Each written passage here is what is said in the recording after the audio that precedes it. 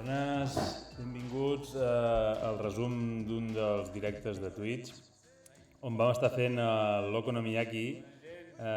Aquí va venir en Carles, un streamer de creadors que també bàsicament fa podcast i algun directe, i em va proposar de fer un okonomiyaki. Jo no ho coneixia i realment és una recepta que he integrat directament a la meva llista de receptes per fer perquè m'ha encantat. És a dir, ja n'he fet més d'una vegada i us aconsello molt que ho proveu perquè és molt fàcil i està boníssim.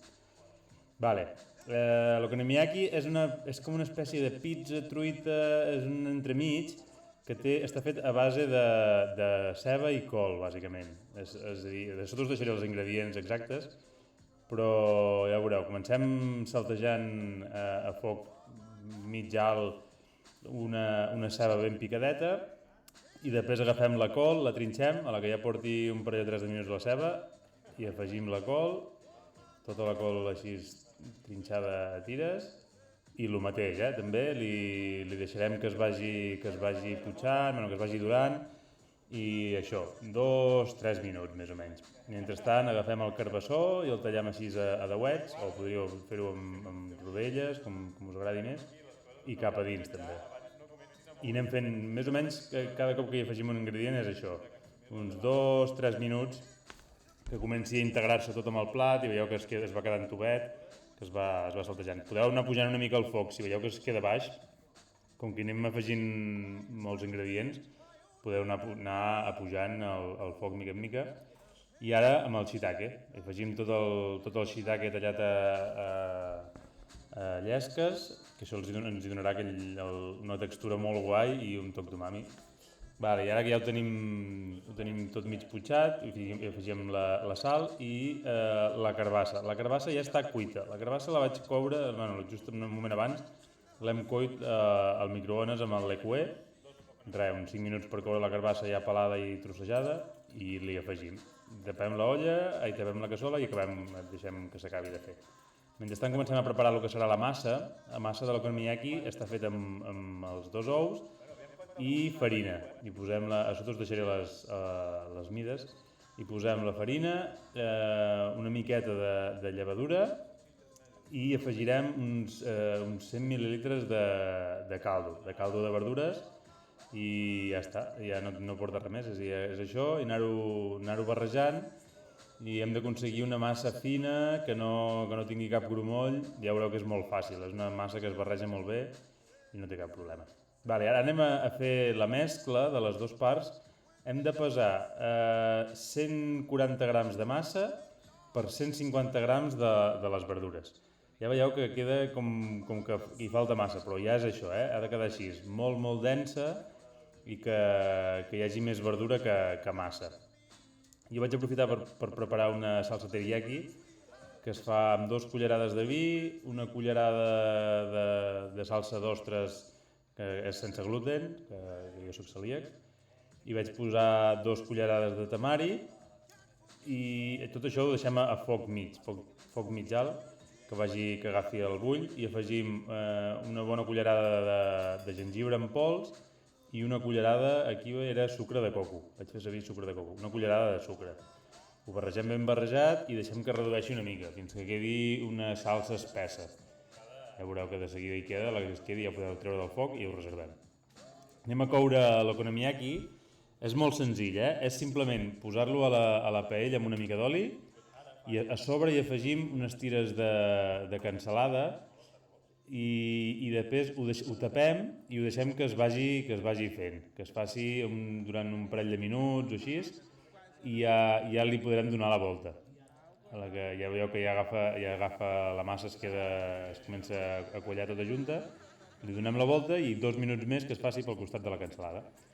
Mentrestant fem una maionesa. La maionesa la faig amb una mica d'oli d'oliva i la resta amb oli de girassol, que queda més suau i a mi m'agrada més. I a més aquí, com que la volem barrejar amb wasabi, encara millor. Així queda la maionesa suau amb el picant del wasabi, que a mi m'encanta, la barreja de maionesa amb wasabi m'encanta. El wasabi va a gust del consumidor. Si us agrada el picant, n'hi poseu més, si no menys. Jo us aconsello que n'hi poseu com a mínim una mica, perquè després amb el tamari i la pizza queda molt guai. Això ho podríeu fer, si teniu un biberon, jo no hi vaig pensar, perquè tenia el biberon, però mira, com que tenia aquesta mànega pastissera, ho vaig ficar a la mànega pastissera per decorar l'okonomiyaki. Vale, ara, quan ja tenim l'okonomiyaki fet, el traiem de la paella i el comencem a decorar. Posem primer la salsa tamari per sobre, així posem així de qualsevol manera, i després la maionesa, a l'estil japonès, fan aquests quadrats, fan línies verticals, línies horitzontals. Aquesta no va quedar massa... Bueno, va quedar bé, però ja veureu que l'altra que vam fer va quedar millor.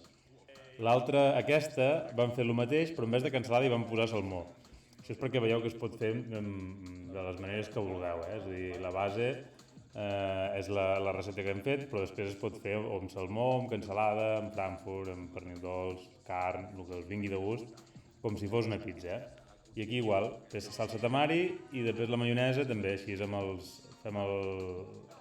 la sanefa aquesta, línies verticals, línies horitzontals, i veieu aquesta va quedar més bé. Però ja, quan hi tens la pràctica, després ja estàs. Vale, ara, en teoria, al Japó es queda així. Nosaltres vam afegir-hi, abans de volíem ficar un rato al forn, amb roquefort, i a la que era feta amb salmó hi vaig afegir una miqueta d'unes anxoves per sobre, i després ho vam acabar de posar, a les dues hi vam posar roquefort i la mozzarella ratllada per sobre. Així que fongui, ja veureu, ara és qüestió com que ja està fet, és qüestió de posar-ho al forn durant, em sembla que vam tenir 10 minuts, ben bé perquè fongui el formatge, el roquefort, i ja està, ja tenim l'okonomiyaki llest. Ara el talleu com si fos una pizza, és a dir, i ja veureu que el tast us ho recomano moltíssim, és un plat molt senzillet de fer, que la gent el coneix poc i queda molt guai. Us deixo aquí amb el tast. L'okonomiyaki, a 3. 1, 2, va. Espectacular, tio. Uau, està boníssim, tio. Està molt, molt bo, Feu això a casa vostra. Com heu pogut veure, és que és molt bo, És molt bo i el que us dic, no és gaire conegut i mira, per fer un sopar o un dinar així amb gent, segur que els sorpreneu i segur que els agrada. Gent, merci per aguantar el rotllo fins aquí i res, ens veiem a Twitch i si no passeu per Twitch aniré fent els resums aquí al YouTube i res, que vagi molt bé. Ciao, ciao.